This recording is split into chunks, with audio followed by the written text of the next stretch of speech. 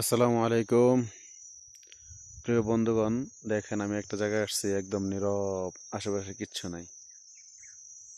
মনটা ভালো লাগতেছে না, তাই একটু ঘুরতে আসলাম। ওই উপরে একটা টাওয়ার দেখা যায়, কিন্তু পুরা নীরব। অনেক বড় পাহাড়। ওই যে দূরে ঝাপসা ঝাপসা একটা পাহাড় দেখা যায়, দেখছেন? এটা একটা পাহাড়, কত দূরে, অনেক উঁচা পাহাড় এগুলো,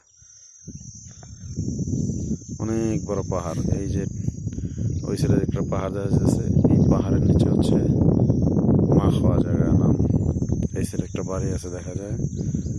এরা কত শান্তিতে আছে, হ্যাঁ? পাহাড়ের উপরে বাড়ি, আশেপাশে কিচ্ছু নাই, নীরব। কত সুন্দর আবহাওয়া, কত সুন্দর বাতাস।